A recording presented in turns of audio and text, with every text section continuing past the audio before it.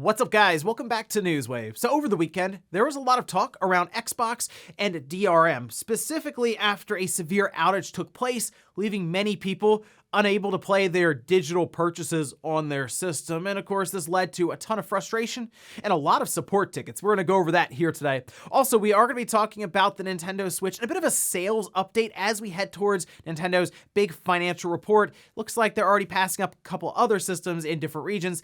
And we're also going to be talking about Babylon's Fall because well, that situation is getting worse. Guys, if you enjoy these videos, make sure you hit that like button, helps out a ton. And if you're new here to the Spawnwave channel, make sure you subscribe down below and ring that notification bell so you can keep up to date with all the uploads here on the channel. And we're going to start today with WWE, specifically a new game that they appear to have signed on for their label. Now, we know WWE 2K22 came out recently, and it's actually pretty fun.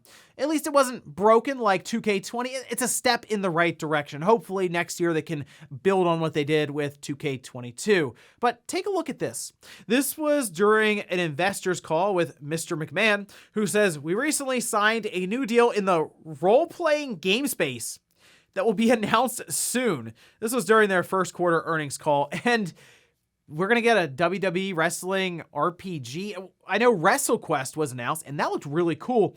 I don't think this is like a knee-jerk reaction to that, as you would assume these would have been talks going on before that reveal, but sure, I wouldn't mind seeing a wrestling RPG with WWE wrestlers and all, especially after 2K22, which was a lot of fun. I'd be curious to see what they come up with here. Although there is the very strong possibility that they are referring to a mobile game, which would be kind of a shame because why not see a big time like RPG, turn-based RPG for a wrestling game now on the PlayStation 5 and the Xbox? That'd be kind of fun rather than just get another mobile gacha game. Also, Reggie has been making the rounds on a bunch of different channels and publications talking about his new book, but Mother 3 keeps coming up because obviously, everyone wants to ask, why didn't this game get localized outside of Japan? And he keeps getting more and more in-depth with this. For example, with Bloomberg, he actually said that it wasn't financially viable for Nintendo to localize and bring this game outside of Japan. We could see this over on Bloomberg, saying in a recent interview, he gave me the full story. When Mother 3 came out for the Game Boy Advance handheld in 2006, Nintendo had already transitioned to its next portable platform, the DS. Putting resources into translating and localizing a role-playing game for the older machine just didn't make business sense. They go on to say, despite speculation that infamously risk-averse Nintendo might have been afraid to bring over the game because of its risque topics like a heavy critique of capitalism and a gender-ambiguous group of characters, Fils-Aimé said it was all business. That is not at all the issue why Mother 3 in particular never made it to the West. It was all based on the business needs and the business situation at the time.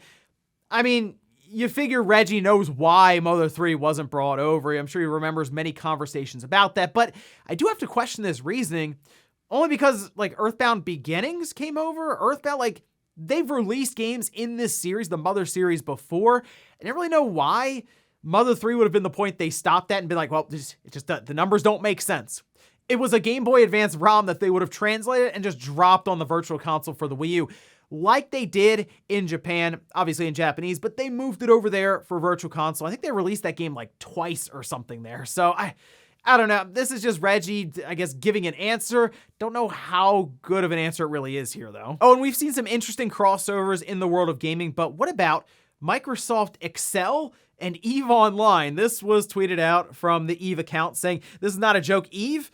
Cross Microsoft Excel is happening. Soon you'll be able to transport in-game data directly into Excel. Spreadsheets in space made easy. Crowd is loving it." They have a little card here that's just like EVE Heart Microsoft Excel. And the way I understand it, I don't play EVE Online, but I've seen many people mention that this is incredible because they were already keeping track of things in spreadsheets, but they had to like leave the game or like Alt-Tab out and then put some information in here or just do it on a completely separate device because they track things like strategy or profit margins for things they're selling. It's a very in-depth game.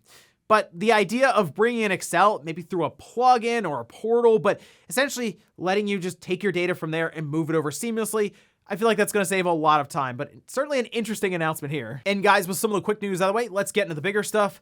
Let's start right away with the Xbox, specifically the outages that took place over the weekend, bringing up the whole thing around Xbox DRM. We've talked about DRM in the past with things like Gran Turismo 7, and that's a whole thing because that game was down for like over a day, and you weren't able to play the single-player content because it's always online. We, of course, had the situation, once again with PlayStation, for the C-bomb issue, where if the CMOS battery died and the clock reset within the PlayStation, your licenses would as well, but it went a bit further than that with like the PlayStation 4. You weren't able to play your physical games that you owned. It would just kick back an error code every single time. But after a ton of backlash, Sony fixed it. So we now have a situation with the Xbox because while the DRM has been talked about quite a few times in the past, it was really on display here. We can see this posted up over on Engadget saying Xbox is recovering after the second of 2 outages this weekend. Microsoft acknowledged the second outage only about 3 hours after claiming to have resolved the first one. They say Xbox users hoping to enjoy some solid playtime over the weekend were stymied on Saturday following an outage that lasted about 9 hours. It went like Saturday evening into Sunday morning, and then before that, Friday afternoon. I mean, massive spikes in error reports that were on Down Detector, and from there, it was all about Xbox support, who continued to tweet over and over again saying they fixed something, and then, oh wait, we're getting more and more reports in, we're gonna look into this, and it was just a mess. And the issues ranged all over the place. We could see Xbox support. We're aware that some users are unable to purchase games, launch games, or start cloud gaming sessions. They also say we understand some users may be having trouble accessing media streaming apps such as Netflix or Disney+. And what's the one thing you do when you have free time because your game system isn't working? You go to Reddit, and it looks like a lot of people started to realize something. Wait a minute, didn't we push back on this back in 2013? See, it says we need to have a serious discussion about how offline mode is completely pointless. Even going on to ask here, isn't this the exact thing we rebelled against in early years of the Xbox One that resulted in the guy making those decisions losing his job? That's Don Matcher, by the way. And the new guy promising that we could access our games regardless of internet status. Now, while these issues were going on, people were scrambling on social media like Twitter, trying to help each other out. And there seemed to be a couple of ways to resolve this, but it didn't work for everyone. One was to make sure your system you're using was set to home, and you're also apparently having to put it into offline mode yourself because the system didn't automatically kick you over into it. But if you did do it in time when there's an outage going on with your specific Xbox, it seemed anyway, it wouldn't work even if you moved it into offline mode. And there were a lot of accounts of this. For example, MVG said, yeah, I confirmed I was unable to play when my console was set to home. And many people were echoing this same statement here. And it got even more strange when Jez Corden mentioned, I got some more details on why it was inconsistent. Spoiler, some publishers want DRM checks even in offline games, and then does it play? Mentioned here, it is an Xbox issue. Activision has DRM check-in on an offline single-player game outside of Xbox. Meanwhile, a majority portion of Xbox titles have DRM check-in. They absolutely do not have them on PlayStation or Switch. Trust us, we've tested them. So it just keeps coming back to Xbox and the way they have this set up, which has kind of flown under the radar, but when you're sitting there on a Friday night and the game you had purchased on your Xbox isn't working, despite it being a single-player game that, yeah, it's digital, but you feel like that shouldn't be an issue because you're not connecting the internet to play it. Like, if you're looking to play Destiny or Fortnite, I mean, yeah, you kind of need the internet for those. Those are online multiplayer games. Comes back to when you want to play the Halo Infinite campaign single player and you can't. And it does seem that the outages are just kind of randomly happening, as even on Sunday, there was one that popped up with Xbox support once again saying, hey, we're aware of different outages being reported and we're looking into it. So I don't know if there's something they're just dealing with like for the next couple of days or something, but it really does showcase a serious issue with the system when it comes to preservation, because I mean, we assume Microsoft's gonna be around forever, but I guess you never know. And in this case, if there's no server to call to for those digital purchases you've been making, you're not gonna be playing those games much at all. So now I do wonder if Microsoft got hit with so many of these support messages that they're going to look into things with DRM, or if they're going to hope that everyone just kind of forgets about it and moves on to the next thing online. Because as I mentioned, even with Sony, they did go back and fix the C-bomb issue.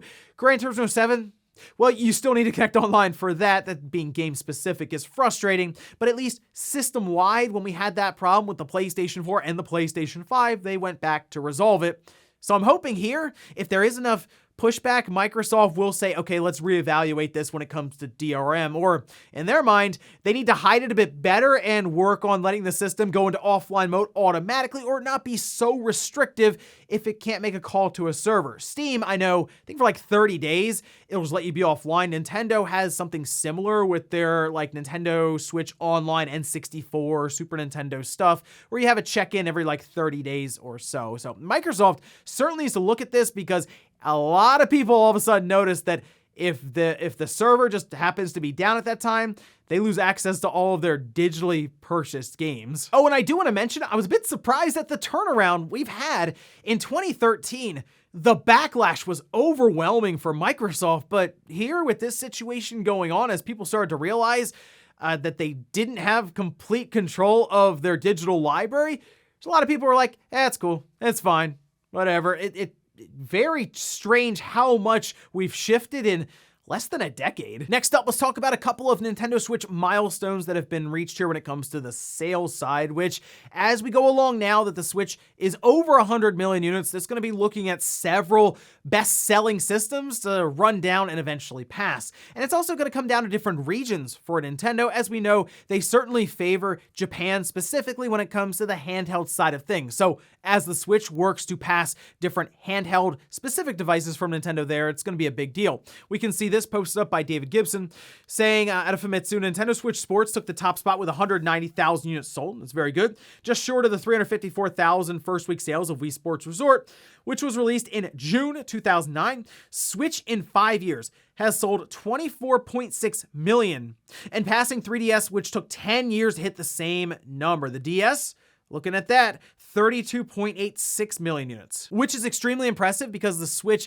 passed the 3DS in sales in Japan in half the time. But also, handhelds from Nintendo do very, very well in Japan, and the fact that their hybrid home console handheld system is able to pass dedicated handheld systems in Japan tells me the hybrid model is here to stay. I don't think they're going to be going away from it, and I don't know if anyone really expects that, although you see some speculation pop up from time to time when it comes to Nintendo overthinking things with a new concept that just wildly changes everything going into the next generation. I don't think that's the case. I think they'll just continue to build on this hybrid system and probably come up with some weird Nintendo wacky ideas to pair with it. We also had a sales update in the US for the Switch against the PlayStation 4. It is from VG Charts. It was going around a lot online. And I will say with VG Charts, it's certainly ballpark estimates, but for historical data, they're pretty good to kind of keep track of everything. Anyway, we can see this, where they say the Nintendo Switch has now outsold lifetime sales of the PS4 in the US. The Switch, with its 35.62 million units sold in the US, is ahead of the 35.25 million units the PS4 has sold in its lifetime. You can see the chart here that they post up. I mean, when they get that specific, 35.62 million units, we're close to margin of error for those two platforms when it comes to sales. And again, a lot of estimations going on here with VG Charts. I wouldn't be shocked because we see the NPD results and it's constant. The Switch is always at the top when it comes to units sold. I think there was like maybe 2 months out of the last 5 years or something, the Switch wasn't at the top when it came down to units and revenue and all this stuff, right? So it's not surprising to hear that the Switch would have passed the PlayStation 4 by now, just at the sheer amount that it continues to sell. So we'll keep an eye out for Nintendo's financial report. That is in 2 days, actually. We're going to update around how many Switch systems have sold, this ending March 31st, as well as an updated number for Metroid Dread. So keep an eye out for that one. But I think right now the Switch is poised to actually become the best-selling system of all time, provided Nintendo is able to navigate this chip shortage and continue about 20 million or so produced every year to sell, because they're certainly not having any issue when it comes to demand, but we'll see with their report this week. Next up, let's talk about Babylon's Fall, which has had quite the fall when it comes to concurrent player count. Good news, though, wasn't too far of a drop from where they had started, which was like over 650 or so concurrent player count. But I'll take a look at this. This from VGC. It says Babylon's Fall dropped to just 1 concurrent player on PC. That is quite sad. I kind of feel like VGC is just keeping an eye on this player count, by the way, because Andy Robinson's always on this immediately when that player count drops to like an all-time low. This is pretty bad, though. I mean, one person. Who was the one person playing on Steam? I have to know this. Actually, let's take a look at the current chart now. Okay, about 14 or so were playing an hour ago. 61 for the 24-hour peak. I mean, there's no way to really dress that up. That is, one person's playing this game on Steam.